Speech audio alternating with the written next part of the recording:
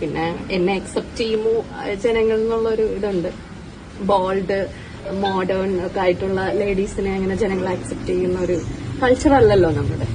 Rini and George വീണ്ടും social media അങ്ങോട്ട് കത്തിക്കാനായിട്ട് നമ്മുടെ റിനി കൊച്ച് രംഗപ്രവേശനം നടത്തിയിട്ടുണ്ട് സുഹൃത്തുക്കളെ. കുറച്ച് ദിവസങ്ങൾക്ക് മുമ്പ് നമ്മുടെ ഷാഫി പറമ്പിലിന് ഒരു ബർത്ത്ഡേ വിഷ് ഒക്കെ ചെയ്തുകൊണ്ട് ഒരു പോസ്റ്റ് ഇട്ടത് ആരും മറന്നിട്ടില്ലല്ലോ അല്ലേ? അയ്യോ എന്തൊക്കെയായിരുന്നു, മെയിൻ സ്ട്രീം ചാനൽസ് വരെ അത് മറ്റേ ന്യൂസായിട്ട് അടിക്കുന്നുണ്ടായിരുന്നു. അപ്പൊ ആരാണ് ഈ റിനി കൊച്ച്? നിങ്ങൾ ആലോചിച്ച് നോക്കണം, ആരാണ് ഈ റിനി ആൻഡ് ജോർജ് എന്ന് പറയുന്ന ഒരു വ്യക്തിയെ ഈ രാഹുൽ മാങ്കൂട്ടത്തിൽ വിഷയമായിട്ടാണ് കേട്ടോ എനിക്ക് അറിയാവുന്നത്. അതിനു മുമ്പ് ഞാൻ ഈ ഐറ്റത്തിനെ കണ്ടിട്ടൊന്നുമില്ല. നിങ്ങൾ ആരെങ്കിലും കണ്ടിട്ടുണ്ടോ? ഒന്ന് കമന്റ് ബോക്സിൽ പറയണേ, ഞാൻ കണ്ടിട്ടില്ല. എന്താണെങ്കിലും എന്താ റിനി കൊച്ച് ഒരു ചാനലിന് ബൈറ്റ് കൊടുക്കുന്നത് കണ്ടേ, അയ്യോ ഒന്നാന്തരം. രാഹുലേട്ടായി എന്നെ ഹോട്ടലിലേക്ക് വിളിച്ചു കേട്ടോ, മോശമാ രാഹുലേട്ടായി ഇങ്ങനെ ഒക്കെ ചെയ്യുന്നത്. ഇതാണ് നമ്മുടെ റിനി കൊച്ച്. കൂടുതലൊന്നും ഞാൻ വിശദീകരിക്കണ്ടല്ലോ.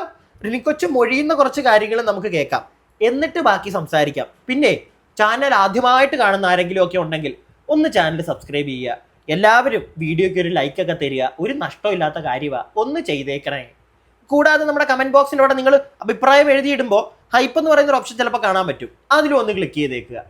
ഇനി നമുക്ക് റിനി കൊച്ചിന്റെ കഥകളിലേക്ക് പോകാൻ പ്രിയപ്പെട്ടവരെ. കേട്ട് തുടങ്ങാം നമുക്ക്. ഒരു കാര്യം കൂടെ, റിനി ശരിക്കും മാരീഡ് ആണോ? അല്ലല്ല, ഞാൻ മാരീഡ് അല്ല. ശരിക്കും മാരീഡ് ആണോ ചോദിക്കുന്നത് എന്തുകൊണ്ടാ? മാരീഡ് ആണോ അല്ലയോ എന്ന് ചോദിച്ചാൽ പോരെ. എന്താണ് അങ്ങനെ ഒരു ചോദ്യം? കമന്റ് സെക്ഷൻ പറയുന്നുണ്ട് മാരീഡ് ആണോ അല്ലേ എന്നൊക്കെ, ട്രോളുകളിൽ ഒരുപാട് വരുന്നുണ്ട്.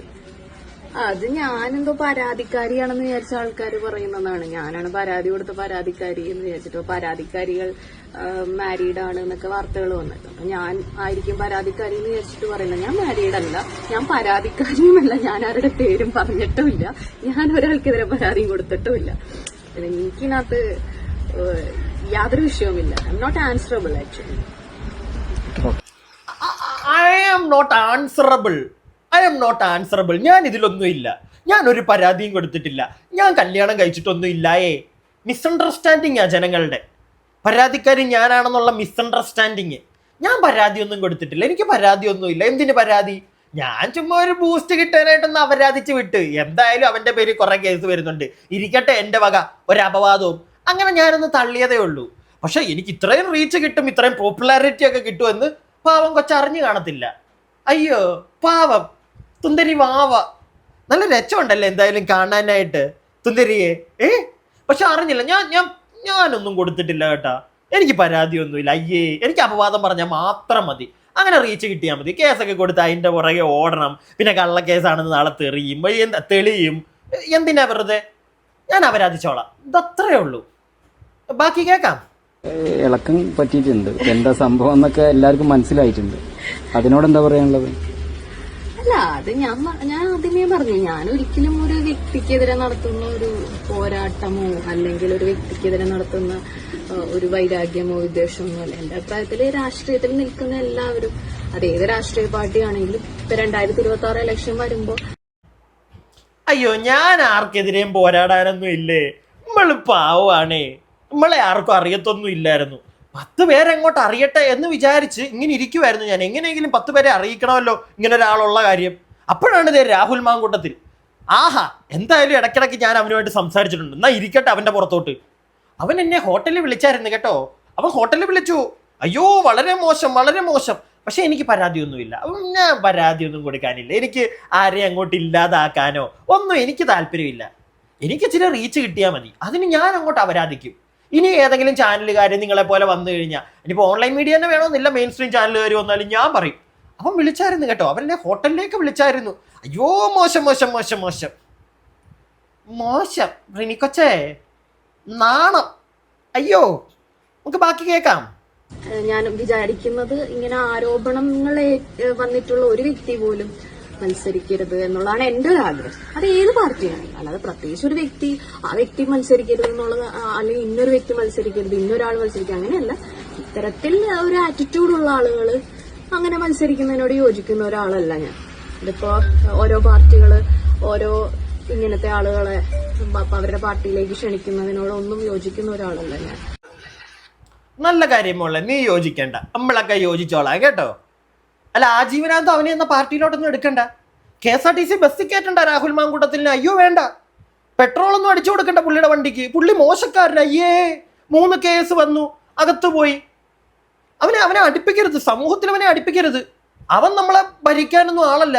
അയ്യേ, അങ്ങനെ ചെയ്യരുത്. ഇതൊക്കെ പറയുന്നതിന് മുമ്പ് റിനിമോളൊന്ന് ആലോചിക്കണം.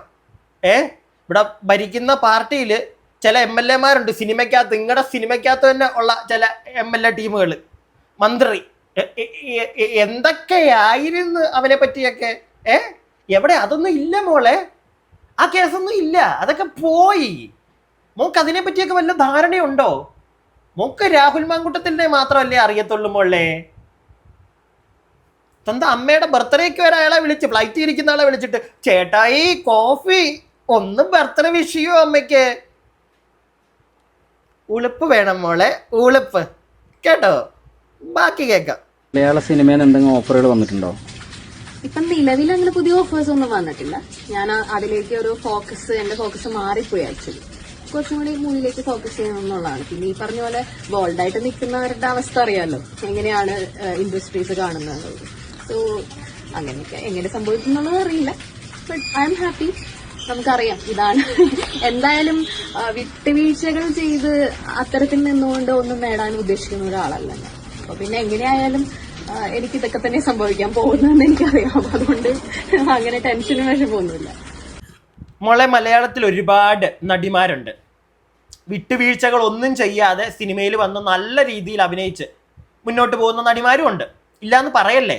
വിട്ടുവീഴ്ചകൾ ചെയ്ത് പോകുന്ന ആൾക്കാരും ഉണ്ടായിരിക്കാം, എനിക്കറിയത്തില്ല. പക്ഷെ എൻ്റെ അറിവിൽ കുറേ ആൾക്കാരുണ്ട് ഒരു വിട്ടുവീഴ്ചയും ചെയ്യാതെ അവർക്ക് കിട്ടുന്ന കഥകൾ നോക്കി നല്ല രീതിയിൽ അഭിനയിക്കാൻ അറിയാവുന്നതുകൊണ്ട് അഭിനയിച്ച് പോകുന്ന ആൾക്കാർ. മോലെ പോലുള്ള ചില ആളുകളുണ്ട് മോലെ. എങ്ങനെയെങ്കിലുമൊക്കെ 10 പേരെ അറിയണം, മനസ്സിലായോ? 10 പേരെ അറിയണം. പൈസ ഒന്നും ഒരു വിഷയമായിരിക്കത്തില്ല, 10 പേരെ അറിയണം. അതിനുവേണ്ടി എന്തപരാധം അങ്ങ് കാണിക്കും. അങ്ങനെയുള്ള ഒരാളാണ് മോളെന്ന് എല്ലാവർക്കും മനസ്സിലായി കഴിഞ്ഞതാ. പിന്നെ നിന്ന് കഥ പറയാൻ വന്നിട്ട് കാര്യമില്ല. രാഷ്ട്രീയം പറയേ ചെയ്യരുത് കേട്ടോ. പ്രത്യേകിച്ച് നേരത്തെ പറഞ്ഞ കണക്ക് ഇവനെ പോലുള്ള ആളുകളൊന്നും രാഷ്ട്രീയത്തിൽ അയ്യേ മോശം, ഇവരൊന്നും വരാൻ പാടില്ല. ഏതവനാ ഒരുത്തനെ ചൂണ്ടിക്കാണിക്കാമോ? ഇന്ന് ഭരിക്കുന്ന പാർട്ടിയിലും ഓപ്പോസിറ്റ് പാർട്ടിയിലും ഏത് പാർട്ടിയിലാണെങ്കിൽ നിൽക്കുന്നതിനകത്ത് അങ്ങ് അത്രയും മിടുക്കനായിട്ടുള്ളവന്മാർ ഉണ്ടില്ല എന്നൊന്നും പറയുന്നില്ല.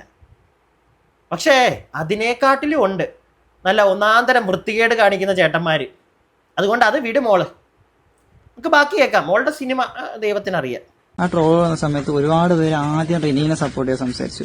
പിന്നെ ഓപ്പോസിറ്റ് ആള് ഒരു ഇന്റർവ്യൂ കൊടുത്ത സമയത്ത് വീണ്ടും ആ ഓപ്പോസിറ്റ് ആള് സപ്പോർട്ട് ചെയ്യാൻ സംസാരിച്ചു. അപ്പം ഈ ട്രോളുകൾ ആ കമന്റ് സെക്ഷൻ വായിച്ചിരുന്നോ? ഏറ്റവും കൂടുതൽ എന്താ തോന്നിയ കമന്റ് സെക്ഷൻ വായിച്ചപ്പോ? അത് ഞാൻ ഓൾറെഡി പറഞ്ഞത് തന്നെയാണ്. കാരണം സ്ത്രീകൾ ഒരു അഭിപ്രായം പറയുമ്പോൾ, ഒരു പ്രശ്നം പറയുമ്പോൾ അതിനെ സ്വാഗതാർഹമായിട്ട് എടുക്കുന്ന ഒരു സൊസൈറ്റിയിലല്ല നമ്മൾ ജീവിക്കുന്നത്. അപ്പൊ തുടക്കത്തിൽ അങ്ങനെ വന്നെങ്കിലും പിന്നീട് എനിക്ക് തോന്നുന്നു ചില PR വർക്കുകളും ചില കാര്യങ്ങളൊക്കെ അതിൽ പിന്നിൽ നടന്നിട്ടുണ്ടെന്നാണ് എനിക്ക് തോന്നുന്നത്. നിനക്കെതിരെയൊക്കെ PR വർക്കാ മോളെ? ജനങ്ങൾക്ക് മനസ്സിലായി കഴിഞ്ഞ് നീ ഇനി PR പോവാറെന്നൊന്നും പറഞ്ഞോണ്ട് ഇറങ്ങല്ലേ കേട്ടാ. പിന്നെ എനിക്കറിയാൻ പാടില്ല തുടക്കത്തിൽ ഈ കൊച്ചു കഥ പറഞ്ഞപ്പോഴത്തേക്ക് ആരൊക്കെ ഇവളുടെ പുറകെ ഇവളെ സപ്പോർട്ട് കൈയടിച്ച് പോയെന്ന് എനിക്കറിയാൻ പാടില്ല. ഞാൻ പോയിട്ടില്ല. കാരണം ഒരു തെളിവും ഇല്ല.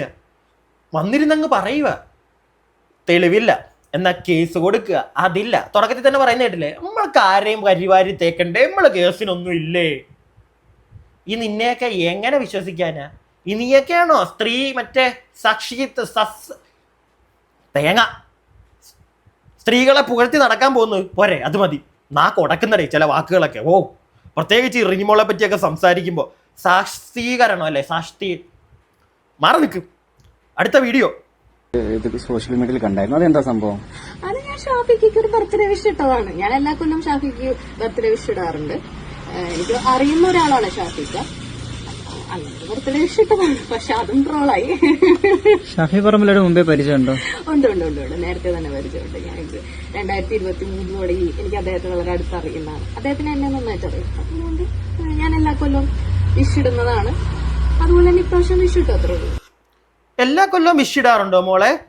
നമ്മളാരും കണ്ടില്ലല്ലോ എല്ലാ കാര്യവും വിഷ് ഇടുന്നത്, എല്ലാ കൊല്ലവും വിഷ് ഇടുന്നത്. 2003 തൊട്ട് അറിയാലേ. എന്നായിരിക്കും ഇനി ഷാഫി പറമ്പിൽ ഹോട്ടലിലേക്ക് വിളിച്ചു എന്നും പറഞ്ഞ് മോള് വരാൻ പോകുന്നത്? എന്നായിരിക്കും? സംശയം കൊണ്ട് ചോദിക്കുക. ഷാഫി പറമ്പിലെ സൂക്ഷിച്ച് നടന്നോ, കൂടുതൽ വിളിയും പറിച്ചിട്ടും ഒന്നും നിൽക്കണ്ട. എടുത്ത് വെച്ചിട്ടുണ്ടായിരിക്കും തെളിവുകളൊക്കെ ഇട്ട് താങ്ങാനായിട്ട്. ഇന്ന് ബർത്ത്ഡേ വിഷ് ചെയ്ത് പോസ്റ്റ് ഇട്ട്, പിന്നെ മറ്റേ സാധനമായിരിക്കും ഫോട്ടോ ഇട്ടിട്ട് ഇയാളെന്നെ ഹോട്ടലിലേക്ക് വിളിച്ച്, കാറിലേക്ക് വിളിച്ച്. സൂക്ഷിച്ചോ ഷാഫി. ബാക്കി ലൈഫിന്റെ രീതിക്ക് പോവുകയാണെങ്കിൽ ഇപ്പൊ എന്താണ് ചെയ്യുന്നത്? ഫാഷൻ ആണോ, മോഡലാണോ, ആക്ടിംഗ് ആണോ, ആങ്കറിംഗ് ആണോ, എന്താണ് ഇപ്പൊ ചെയ്യുന്നത്? ഞാൻ എല്ലാം ചെയ്യുന്നുണ്ട്. ഇപ്പൊ നിലവിൽ ഞാൻ ആങ്കറിങ് കുറച്ച് നാളായിട്ട് ചെയ്യുന്നില്ല, കാരണം ഞാൻ ആക്ടിങ് ഫീൽഡിലേക്ക് ഫോക്കസ് ചെയ്യുന്നില്ല. പിന്നെ ഞാനൊരു മൂവി ചെയ്തിരുന്നു, അതിനുശേഷം മൂവി ഒന്നും കമ്മിറ്റ് ചെയ്തിട്ടില്ല. ഞാൻ അതിന്റെ ഇടയിൽ കുറച്ച് വിവാദങ്ങളിലൊക്കെ പെട്ടുപോയതുകൊണ്ട് അങ്ങനെ കരിയർ ഫോക്കസ് ഇത്തിരി കുറഞ്ഞു പോയിട്ടുണ്ട്. മീൻസ് അങ്ങനെ ഒരു സിറ്റുവേഷൻ. മോളെ ഈ പരിപാടിയൊക്കെ നടക്കുന്നതിന് മുമ്പ് മോളെ ഏതൊക്കെ സിനിമയിലാ മോളെ അഭിനയിച്ചത്? അറിയാൻ പാടില്ലാണ്ട് ചോദിക്കുക. ഞാൻ കണ്ടിട്ടില്ലെങ്കും. സിനിമയിലുണ്ടോ? സിനിമാ നടി എന്നൊക്കെയാ പറയുന്നത്, എനിക്കറിയത്തില്ല. പിന്നെ ആങ്കറൊക്കെ ആയിരുന്നു എവിടെയെങ്കിലും? ഞാൻ കണ്ടിട്ടില്ല. നമ്മളൊന്നും കണ്ടിട്ടില്ല ചേച്ചി. നിങ്ങൾ വലിയ ആങ്കറായിട്ടും നിങ്ങളെ വലിയ സിനിമാ നടിയായിട്ടും നമുക്കൊന്നും കാണാൻ വയ്യ. റിനി ആൻഡ് ജോർജ് എന്നുള്ള പേര് വരുമ്പോഴേ രാഹുൽ മാങ്കൂട്ടത്തിൻ്റെ മുഖം അപ്പറേ വരുന്നത്. രാഹുലേട്ടാ, അത്രേ ഉള്ളൂ. അല്ലാതെ കൂടുതലൊന്നും വരുന്നില്ല. നടിയായിട്ടൊന്നും നമുക്ക് കാണാൻ പറ്റുന്നില്ല. പിന്നെ ഈ പ്രശ്നങ്ങൾ ഉണ്ടായതിൻ്റെ പേര് മോളുടെ അഭിനയ മറ്റേ സാധനങ്ങളെല്ലാം കൂടെ ഇടിഞ്ഞു പോയെന്നൊന്നും പറഞ്ഞുകൊണ്ട് ഇറങ്ങി കഴിഞ്ഞാൽ പൊന്നെ മോളെ കല്ല് വലിച്ചെറിയും നാട്ടുകാർ. ഉറപ്പുള്ള കാര്യമാണ്. കഷ്ടം. ഇത്രേ ഉള്ളൂ. മാക്സിമം ഒന്ന് റീച്ച് ഉണ്ടാക്കിയെടുക്കാൻ നോക്കി രാഹുലിട്ട് താങ്ങിക്കൊണ്ട്. അത്രേ ഉള്ളൂ. അത് എല്ലാവർക്കും മനസ്സിലായി കഴിഞ്ഞതാ. പിന്നെ നിന്ന് കഥ പറയാൻ നിൽക്കരുത്. ഉള്ള വില ഉണ്ടാവും. ഉണ്ടെങ്കിൽ ഉള്ളതും കൂടെ പോകും. അത്രേ ഉള്ളൂ എനിക്ക് പറയാൻ. ബാക്കി ആ വിവാദം കരിയറിനെ ബാധിച്ചിട്ടുണ്ടോ? ബാധിച്ചിട്ടുണ്ടോന്ന് വെച്ചാൽ കുറെയൊക്കെ ബാധിച്ചിട്ടുണ്ട്. കാരണം എന്താന്ന് വെച്ച് കഴിഞ്ഞാല് ബോൾഡായിട്ടുള്ള അഭിപ്രായങ്ങൾ പറയുന്ന വ്യക്തിത്വമുള്ള സ്ത്രീകളോട് പൊതുവെ ഒരു വിമുഖത പുലർത്തുന്ന ഒരു സമൂഹമാണ് കേരള സമൂഹം എന്ന് എനിക്ക് തോന്നിയിട്ടുണ്ട്. അപ്പൊ തീർച്ചയായിട്ടും അതിന്റേതായ പ്രശ്നങ്ങളുണ്ട്. അതായത് ഏത് ഫീൽഡിലാണെങ്കിലും സ്ത്രീകൾ എന്ന് പറഞ്ഞാൽ ഇങ്ങനെ ഒപ്പീനിയൻസ് പറയുന്നതിനോടൊന്നും പൊതുവിൽ യോജിക്കാത്തൊരു സമൂഹമാണ്. പ്രത്യേകിച്ച് ഈ ഫീൽഡുകളെല്ലാം തന്നെ അങ്ങനെയാണ്. അപ്പൊ അതുകൊണ്ട് അതിനെ ബാധിക്കും. പക്ഷെ ഞാനത് വലിയ കാര്യമായിട്ട് കാണുന്നില്ല. കാരണം അങ്ങനെ വിട്ടുവീഴ്ച ചെയ്ത് ഒന്നും നേടാൻ ഞാൻ ഉദ്ദേശിക്കുന്നില്ല. ഞാൻ എന്റെ വ്യക്തിത്വത്തിൽ നിന്നുകൊണ്ട് തന്നെ മുന്നോട്ട് പോകാനാണ് ഉദ്ദേശിക്കുന്നത്. വീണ്ടും കൊച്ചു വിട്ടുവീഴ്ചയുടെ കാര്യത്തിലേക്കാണ് വരുന്നത്. മോളെ, നിന്നോട് ചോദിച്ചത് എന്താ? ഈ വിവാദം കാരണം നിന്റെ കരിയറിൽ പണി കിട്ടിയിട്ടുണ്ടോന്ന്. അത് പറഞ്ഞാൽ മതി. വിട്ടുവീഴ്ചയാണോ നീ ചെയ്തത്? അതുപോലെ തന്നെ നീ ഒപ്പീനിയൻ ആണോ പറഞ്ഞത് രാഹുലിനെതിരെ? അല്ലല്ലോ. നീ ഒപ്പീനിയൻ ആണോ പറഞ്ഞത്? നീ പറഞ്ഞത് ഒരു ഒപ്പീനിയൻ ആയിട്ടൊന്നും എനിക്ക് തോന്നുന്നില്ല. അപവാദം. അത്രേ ഉള്ളൂ. അയാൾ എന്നെ വിളിച്ചങ്ങോട്ടേക്ക്, അയാൾ ശരിയല്ല. ഇതൊക്കെയാണോ ഒപ്പീനിയൻ മോളെ? അല്ല, ഈ ഒപ്പീനിയൻ കൊണ്ട് നീ എന്നാ ചെല്ല് സാക്ഷി പറയാനൊക്കെ ആയിട്ട് എന്താ പോകാത്തത്? വിവാദം ഉണ്ടാക്കി റീച്ച് ഉണ്ടാക്കുക, അത്രേ ഉണ്ടായിരുന്നുള്ളൂ മോളുടെ ഉദ്ദേശം. പക്ഷെ അത് നല്ല വൃത്തിക്ക് അങ്ങ് ചീറ്റിപ്പോയി. അത്രേ ഉള്ളൂ. പിന്നെ നിന്ന് മെഴുകാതെ കിടന്നങ്ങോട്ട്. ചാൻസ് സിനിമയിലൊക്കെ ഉണ്ടോ എന്ന് എനിക്കറിയാൻ പാടില്ല. നിനക്ക് ഇനി എന്തെങ്കിലും എടുത്ത് വെച്ചിട്ടുണ്ടെങ്കിൽ തന്നെ ആൾക്കാർ ഇനി ഒന്ന് പേടിക്കും. ദൈവമേ, ഇതിനെയൊക്കെ വിളിച്ചു കഴിഞ്ഞാൽ നാളെ ഹോട്ടലിൽ വിളിച്ച് കയറ്റിയെന്ന് പറയുമല്ലോ. ഉറപ്പായിട്ടും ചിന്തിക്കും. എല്ലാ ആണുങ്ങളുടെ പ്രശ്നം. ഓപ്പോസിറ്റ് വരുന്ന വ്യക്തി ഒരു തെറ്റും ചെയ്തിട്ടില്ല. അതെന്ത് പരിപാടിയാണ്? അതുപോലെ തന്നെ ബോൾഡായ സ്ത്രീകൾക്കെതിരെ എന്നും അങ്ങോട്ട് ബോൾഡായിട്ടുള്ള സ്ത്രീകളുടെ കൂടെ നിന്നിട്ടുണ്ട് ഇവിടെ. മനസ്സിലായോ? സ്ത്രീ പുരുഷൻ എന്നുള്ളൊരു വ്യത്യാസം ഇല്ലാതെ ബോൾഡായിട്ട് നിൽക്കുന്ന എല്ലാവർക്കും ഒരേപോലെ സപ്പോർട്ട് ചെയ്യുന്ന നാടാണ് നമ്മുടേതാണ് എൻ്റെ ഒരു വിശ്വാസം. ഇന്ന് ഈ സ്ത്രീ പുരുഷൻ മറ്റേ വേർതിരിച്ചിട്ട് ആരെ എടുത്ത് പൊക്കാനൊന്നും ആരും നടക്കുന്നതായിട്ട് എനിക്ക് തോന്നുന്നില്ല. ബാക്കി കാണാം. ഇനി ഇലക്ഷനാണ് വരുന്നത്. എന്താണ് ഇലക്ഷൻ വരുമ്പോ കാൻഡിഡേറ്റ്സിനാണല്ലോ അത് ഇമ്പോർട്ടൻസ് ഏറ്റവും. പിന്നെ നമ്മളെപ്പോലുള്ള ജനങ്ങളും വളരെ ഉത്സുകരായിട്ടിരിക്കുന്ന ഒരു കാര്യമാണ് ഇലക്ഷൻ എന്ന് പറയുന്നത്. ഞാനിങ്ങനെ വോട്ട് ചെയ്യാൻ വേണ്ടി വളരെ ആകാംക്ഷയോടെ സന്തോഷത്തോടെ ഇരിക്കുകയാണ്. ഈ ഇലക്ഷനിൽ മത്സരിക്കാൻ താല്പര്യമുണ്ടോ? അങ്ങനെ എല്ലാവരും എന്നോട് ചോദിക്കുന്നുണ്ട്. ഞാനങ്ങനെ മത്സരിക്കാൻ താല്പര്യപ്പെടുന്നൊന്നുമില്ല. കാരണം നമുക്ക് പറ്റിയ മേഖലയാണോ രാഷ്ട്രീയം എന്നുള്ളതിനെ കുറിച്ചൊരു കൺഫ്യൂഷൻ ഉണ്ട്. പിന്നെ എന്നെ അക്സെപ്റ്റ് ചെയ്യുമോ ജനങ്ങൾ എന്നുള്ളൊരു ഇതുണ്ട്. അപ്പൊ അറിയാം ജനങ്ങൾ അക്സെപ്റ്റ് ചെയ്യത്തില്ല എന്നല്ലേ? അറിയാം. സിനിമാ മേഖലയിൽ പോഷിക്കാൻ പറ്റിയിട്ടില്ല. ഇനിയിപ്പോ രാഷ്ട്രീയ ആരാ കുഞ്ഞൻ നിന്നോട് ചോദിക്കുന്നത്? ആരാ നിന്നോട് ചോദിക്കുന്നത് നീ രാഷ്ട്രീയത്തിലേക്ക് ഇറങ്ങുന്നുണ്ടോന്ന്? ഞെട്ടല ഇതൊക്കെ കേൾക്കുമ്പോ. ഇതിനോടൊക്കെ ആരാണ് ചോദിക്കുന്നത് രാഷ്ട്രീയത്തിലേക്ക് ഇറങ്ങുന്നുണ്ടോന്ന്? എൻ്റെ പൊന്നെ, നിന്നെ വീട്ടുകാർ സ്വീകരിക്കുന്നുണ്ടോ നിന്നെ? എനിക്കറിയാൻ പാടില്ല. പിന്നെയാണ് നാട്ടുകാർ, ജനങ്ങൾ. കല്ലെടുക്കുമ്പോളെ കല്ല് ഓടിക്കോ, നീ ഓടിക്കോ, കണ്ടമ്പഴി ഓടിക്കോ. കുറച്ചും കൂടെ കാണാം.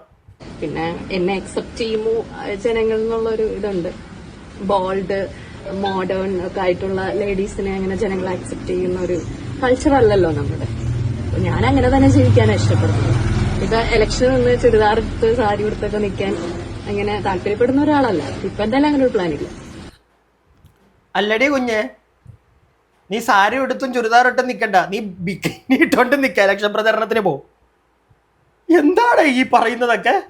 മോഡേൺ ആയിട്ടുള്ള ബോൾഡ് ആയിട്ടുള്ള ആളുകളെയൊക്കെ നമ്മുടെ കൾച്ചർ, നീ കൾച്ചറിനെ തൊട്ട് കളിച്ചാണ്ടല്ല ആട്ട് കിട്ടും ജനങ്ങളുടെ. ഉറപ്പുള്ള കാര്യമാ. കേരളത്തിന്റെ കൾച്ചറിനെ തൊട്ട് കളിക്കുന്നടി നീ. നീ ആരാ? നീ എന്തോ മോളെ കാണിക്കുന്നേ? എന്തോ കുഞ്ഞുവാവെ നീ കാണിക്കുന്നേ? കേരളത്തിന്റെ കൾച്ചറിനെ അവള് പറയുന്നു. കേരളത്തിന്റെ കൾച്ചർ ബോൾഡായിട്ടുള്ള സ്ത്രീകളെ അംഗീകരിക്കത്തില്ലെന്ന്. പൊന്നുമോളെ, നീയാണോ ബോൾഡായിട്ടുള്ളേ? നീയാണോ ആ ബോൾഡായിട്ടുള്ളവളാ തുടക്കത്തിൽ പറഞ്ഞത്? അയ്യോ ഞാനൊന്നിനും ഇല്ലേ, ഞാൻ പരാതിക്കാരിയല്ലേ, ഞാനൊന്നും പറഞ്ഞിട്ടില്ലേ, ഞാൻ ആക്കെതിരെയും ഒന്നും പറയാനില്ലേ. നിലപാടിൽ ഉറച്ചു നിൽക്ക്, മനസ്സിലായ? എന്നിട്ട് വലിയ വലിയ കഥകൾ പറയാൻ എൻ്റെ കുടുവാവെ ഇറങ്ങ്. കട്ടം തന്നെ. ജയിക്കും. 140 മണ്ഡലം ഉള്ളത്. 140 മണ്ഡലത്തിൽ LDF എത്ര, UDF എത്ര, BJP എത്ര, അങ്ങനെ വല്ല കാൽക്കുലേഷൻ മനസ്സിലുണ്ടോ? അങ്ങനെ കാൽക്കുലേഷൻ ചെയ്യാൻ മാതിരി ഒന്നും ഞാൻ ഭയങ്കര രാഷ്ട്രീയ പരിജ്ഞാനമുള്ള ആളൊന്നുമല്ല. ഇത്ര സീറ്റ് എന്നൊക്കെ പറയാനും മാതിരി അത്രയും രാഷ്ട്രീയ പരിജ്ഞാനമൊന്നും എനിക്കില്ല. ഇപ്പോഴത്തെ ഒരു രീതി കണ്ടിട്ട് UDF സർക്കാർ വരും എന്നാണ് പൊതുവെ ജനങ്ങൾ വിലയിരുത്തുന്ന എല്ലാവരും പറയുന്നത് അങ്ങനെയാണ്. പക്ഷെ അത് നമുക്ക് ഉറപ്പൊന്നുമില്ല എന്താണ് സംഭവിക്കാൻ പോകുന്നതെന്നുള്ളത്. കാരണം കേരള രാഷ്ട്രീയമാണ്, എന്താണ് സംഭവിക്കാൻ പോകുന്നതെന്ന് നമുക്ക് പ്രെഡിക്റ്റ് ചെയ്യാൻ പറ്റാത്തൊരു രാഷ്ട്രീയമാണ് കേരള രാഷ്ട്രീയം. പ്രെഡിക്റ്റ് ചെയ്യാൻ പറ്റാത്തൊരു രാഷ്ട്രീയമല്ലേ കേരള രാഷ്ട്രീയം? പക്ഷെ മോളെ, നീ ഇറങ്ങണം കേട്ടോ. നിനക്ക് രാഷ്ട്രീയത്തെ പറ്റി അധികം അറിവൊന്നും വേണ്ട. ഒരു കാര്യം കുഞ്ഞിനെ അറിയാലോ, ഹോട്ടലിലേക്ക് എന്നെ വിളിച്ചു കേട്ടോ. എന്നെ ഹോട്ടലിലേക്ക് വിളിച്ചായിരുന്നു, മോശമായിട്ടുള്ള ബിഹേവിയർ. അത് മതി, അത് അത്രയും മാത്രം മതി കുഞ്ഞെ. അത് നിനക്ക് പറയാൻ കറക്റ്റായിട്ട് അറിയാമോ? പക്ഷെ പറയുന്നതിനകത്ത് ഉറച്ചു നിൽക്കണം. നീ രാഷ്ട്രീയത്തെ അങ്ങോട്ട് പൊളിക്കും, മനസ്സിലായോ? പക്ഷെ ജനങ്ങൾ വോട്ടിയൊന്ന് ജയിപ്പിക്കണ്ടേ കുഞ്ഞെ? കേരളത്തിലെ മണ്ടന്മാരായിട്ടുള്ള ഏതെങ്കിലും വ്യക്തി, ആ വ്യക്തി ചിലപ്പോൾ വോട്ട് ചെയ്തേക്കും. പക്ഷെ ഇന്ന് കേരളത്തിൽ അധികം മണ്ടന്മാരില്ല, അത്യാവശ്യം മൂലമുള്ളവരെല്ലാവരും. അതുകൊണ്ട് തന്നെ വോട്ട് തരുന്നത് ഇച്ചിരി പാടായിരിക്കും കുഞ്ഞെ, ഇത്തിരി കേട്ടോ. ഒരൊറ്റ ക്ലിപ്പും കൂടെ, എനിക്ക് വയ്യായി കുഞ്ഞിൻ്റെ ഇങ്ങനെ അധികം കാണിക്കാൻ. ഒരെണ്ണം കൂടി മണ്ടത്തരം കേൾക്കാം. ഏറ്റവും കൂടുതൽ വന്ന കമന്റ് സെക്ഷനാണ് ഇത് വിവാദമാവാൻ അല്ലെങ്കിൽ ഇത് പബ്ലിസിറ്റിക്ക് വേണ്ടി ചെയ്തതാണെന്ന്. അതിനോട് എന്താ പ്രതികരിക്കാനുള്ളത്? അല്ല, അത് ഞാൻ പറഞ്ഞല്ലോ, ഓരോ ആളുകൾ ഓരോന്ന് കമന്റ് ചെയ്യുന്നു, അവരവരുടെ അഭിപ്രായത്തിന് വേണ്ടി കമന്റ് ചെയ്യുന്നു. അവരുടെ അഭിപ്രായം എങ്ങനെയായിരിക്കാം, അതിനകത്ത് ഞാനൊന്നും പറയാനില്ല. എനിക്ക് എന്റെ മനസ്സാക്ഷിയുടെ ബോധ്യമുണ്ട്, അതിനെ അടിസ്ഥാനപ്പെടുത്തിയാണ് ഞാൻ സംസാരിക്കുന്നത്. ശരിക്കും പബ്ലിസിറ്റിക്ക് വേണ്ടിയായിരുന്നോ ചെയ്തത്? അല്ല, അങ്ങനെ ചിന്തിക്കുന്നവരങ്ങനെ ചിന്തിക്കുന്നുണ്ടോ? ഞാൻ എന്തിനാണ് എന്തായാലും ഇങ്ങനെ ഒരു പബ്ലിസിറ്റി കിട്ടിയതുകൊണ്ട് പ്രത്യേകിച്ച് ഒരു ഗുണമില്ല. കുറെ ഹേറ്റർ ഉണ്ടാവും, കുറെ എതിർപ്പുകൾ ഉണ്ടാവും, ആജീവനാന്ത ശത്രുക്കൾ ഉണ്ടാവും എന്നൊക്കെ അല്ലാണ്ട് എന്ത് ഗുണം അതിനകത്തുള്ളത്? പബ്ലിസിറ്റി എന്ന് പറയുന്ന പോസിറ്റീവായിട്ട് കിട്ടുന്ന ഒരു പബ്ലിസിറ്റി. ഇതിപ്പോ കുറെ നെഗറ്റിവിറ്റി ഒക്കെ വന്നല്ലോ, അങ്ങനെ കിട്ടണമായിരിക്കണോ? അല്ലെങ്കിൽ നമ്മളിത് ബാധിക്കും, നെഗറ്റീവായിട്ട് ബാധിക്കും. ഇപ്പൊ കമന്റ് അല്ല വിഷയം, നമ്മളൊരു നെഗറ്റീവ് പേഴ്സണാലിറ്റി ആയിട്ട് ചിത്രീകരിക്കുന്ന ഒരു പ്രശ്നമൊക്കെ ഉണ്ടല്ലോ. അപ്പൊ അങ്ങനെ ഒരു ഫെയിം കിട്ടിയിട്ട് എന്തായാലും ഞാൻ എന്റെ ഒരു പ്രശ്നം അത് എന്റെ ഇന്റർവ്യൂവിൽ സംസാരിച്ചു. അതെങ്ങനെയോ വൈറലായതാണ്. അല്ലാതെ ഞാനൊരു സ്ഥലത്തും പോയിട്ട് പത്രസമ്മേളനം വിളിച്ച് ആരോട് സംസാരിച്ചിട്ടൊന്നുമില്ല. എന്നെ വിളിച്ചൊരു ഇന്റർവ്യൂവിൽ ഞാൻ എന്റെ ജീവിതത്തിൽ ഉണ്ടായ ഒരു വിഷമം പറഞ്ഞു. അതിൽ ഞാൻ മോളെ, ആളുകൾ എന്ത് വേണമെങ്കിലും പറഞ്ഞോട്ടെ, നിന്നോട് ആ ചെറുക്കൻ 2 പ്രാവശ്യം ചോദിക്കുന്നുണ്ട്, നീ എന്താ അതിന് ഉത്തരം പറയാത്തെ? ആളുകൾ അങ്ങനെ ചിന്തിക്കൂ. എനിക്കാരെ ആളുകൾ എന്തും ചിന്തിക്കട്ടെ, നീ പറ, നിന്റെ നാക്കുകൊണ്ട് നീ പറ. നീ പബ്ലിസിറ്റിക്ക് വേണ്ടിയാണോ ഇത് ചെയ്തത്? ആണോ അല്ലയോ? ഇത് പറയാൻ എന്താ മോക്ക് പറ്റാത്തത്? എന്താ പറ്റാത്തത്? നെഗറ്റീവ് റീച്ച് കൊണ്ട് എന്ത് കിട്ടാനാ? നെഗറ്റീവ് റീച്ച് കൊണ്ടാ കുഞ്ഞാ നീ ഇങ്ങനൊരാളുണ്ടെന്ന് കുറേ ആളുകളെങ്കിലും അറിഞ്ഞത്, ഞാൻ ഉൾപ്പെടെ. ഇല്ലെങ്കിൽ ഇങ്ങനൊരു സിനിമ നടിയുള്ള കാര്യം നമുക്കാർക്കും അറിയത്തില്ലായിരുന്നടേ. ഇല്ലേ? നിങ്ങൾക്കറിയായിരുന്നോ? എനിക്കറിയത്തില്ല കേട്ടാ. ഞാൻ ഈ വീഡിയോയിൽ പറഞ്ഞത് മുഴുവൻ എൻ്റെ അഭിപ്രായങ്ങൾ, ജസ്റ്റ് സർക്കാസ്റ്റിക് ആയിട്ട്. ഇത്രേ ഉള്ളൂ. നിങ്ങളുടെ അഭിപ്രായങ്ങൾ കമന്റ് ബോക്സിൽ. അടുത്ത വീഡിയോ ആയിട്ട് നമുക്ക് എത്രയും പെട്ടെന്ന് കാണാം. അടുത്ത വീഡിയോ ആയിട്ട് കാണുന്നവരേക്കും stay tuned and stay weird.